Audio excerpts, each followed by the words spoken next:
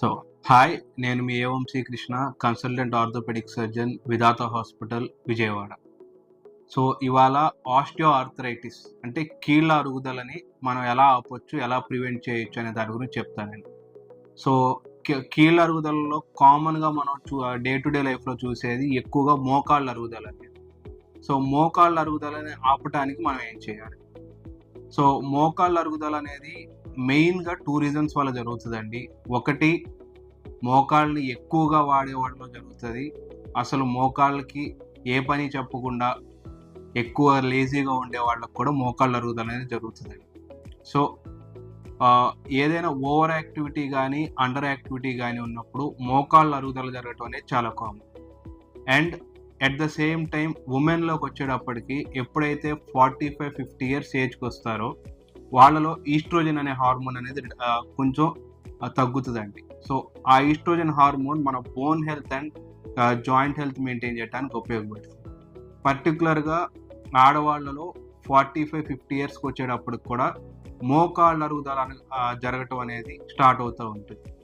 And ఇంకొకటి, ఆడవాళ్ళలో ఎప్పుడైతే ఈ గర్భాశయం తీసేయటం అనేది చేస్తారో, అది ఎంత ఎర్లీ ఏజ్‌లో చేస్తే అంత త్వరగా మోకాళ్ళు అరిగిపోవటం అనేది జరుగుతది. మేము మా ప్రాక్టీస్‌లో చూసిన కేసెస్ బట్టి మాకొచ్చిన ఎక్స్‌పీరియన్స్ అండి అది. సో, మోకాళ్ళు అరగకుండా ఉండాలంటే మనం నేచురల్‌గా తీసుకోవాల్సిన జాగ్రత్తలు. సో, ఎక్కువగా ఓవర్ యాక్టివిటీ చేయకూడదు. ఓవర్ యాక్టివిటీ అంటే ఎక్కువ నీ జాయింట్స్ మీద ఎక్కువ స్ట్రెస్ పెట్టడం. సో, ఎక్కువ స్ట్రెస్ పడే ఎక్సర్‌సైజెస్ ఏంటి? లేకపోతే daily day to day activities ఏంటి? సో, ఫస్ట్ థింగ్ వచ్చి స్టెయిర్ క్లైంబింగ్ అంటే మెట్లెక్కడం. సో, మీరు ఎక్కువగా మెట్లెక్కి దిగుతున్నారు అండ్ బరువులు పట్టుకొని మెట్లెక్కడం, దిగటం చేస్తున్నారు అంటే మీ మోకాళ్ళ మీద ఎక్కువ ఒత్తిడి పడుతదండి. త్వరగా అరిగిపోయే ఛాన్స్ ఉంటది. సెకండ్‌ది, మనం కింద కూర్చొని లెగవటం. ఇప్పుడు నార్మల్‌గా కింద బాసా బట్టలేసుకొని కూర్చొని లెగవటం రెగ్యులర్‌గా చేస్తున్నారనుకోండి, అది గూడా మీ మోకాళ్ళ మీద ఎక్కువ ఒత్తిడి పడతా ఉంటది. అండ్ ఇప్పుడు పొలాల్లో తిరిగే వాళ్ళు ఎగుడు దిగుడు ప్రదేశాల్లో ఎక్కువగా నడవటం. సో, స్లోప్స్ ఎక్కడం గానీ, స్లోప్స్ దిగటం అలాంటివి. సో, ఇవి very high demanding knee joints మీద ఎక్కువ ప్రెషర్ పడే పనులండి. ఇదొకటి. ఇవి మన యాక్టివిటీకొచ్చేటప్పటికి. అండ్ ఫోర్త్‌ది అండర్ యాక్టివిటీ. సో, మీరు ఏ పని చేయకుండా లేజీగా ఎక్కువ రెస్ట్ తీసుకుంటున్నా గానీ, బాడీ ఏం చేస్తదంటే, ఎలాగో మీరు ఎక్కువ పని చేయట్లేదు, నీ జాయింట్ మీద ఎక్కువ ప్రెషర్ పడట్లేదు కాబట్టి, నీ జాయింట్ లోపల దానికి కావాల్సిన న్యూట్రియంట్స్ కానీ, రిపేర్ గానీ ఆటోమేటిక్‌గా బాడీ ఆపేస్తది. సో, ఓవర్‌గా లేజీగా ఉన్నోళ్ళకి కూడా త్వరగా మోకాళ్ళనేది అరిగిపోతా ఉంటాయి.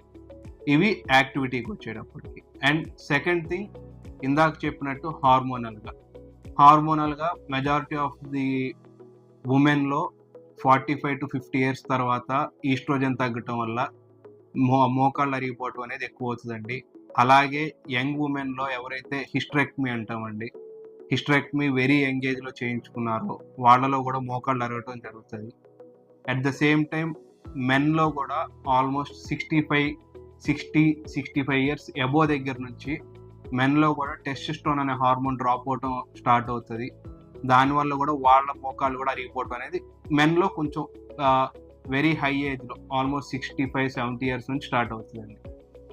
ఇది మనకి హార్మోనల్‌గా. న్యూట్రిషనల్‌గా వస్తే, ఎవరైతే వైటమిన్ డి డెఫిషియన్సీ ఎక్కువ ఉంటదో వాళ్ళకి జాయింట్స్ త్వరగా పాడైపోయే ఛాన్స్ కూడా ఎక్కువుంటది. ఎందుకంటే వైటమిన్ డి అనేది మన బాడీలో ఉన్న బోన్స్‌ని గానీ, జాయింట్స్ హెల్త్ గానీ మెయింటైన్ చేయటానికి the most important vitamin D. So, vitamin D main source వచ్చేటప్పటికి సన్‌లైట్. ఇప్పుడున్న జనరేషన్‌లో సన్‌లైట్‌లో తిరగటం అనేది చాలా తగ్గిపోతుందండి. డ్యూ టు స్కూలింగ్ గానీ, లేకపోతే ఎక్కువగా కార్స్ యూజ్ చేయటం వాటి వల్ల గానీ, సో, సన్‌లైట్ ఎక్స్‌పోజర్ అనేది తగ్గిపోతుంది.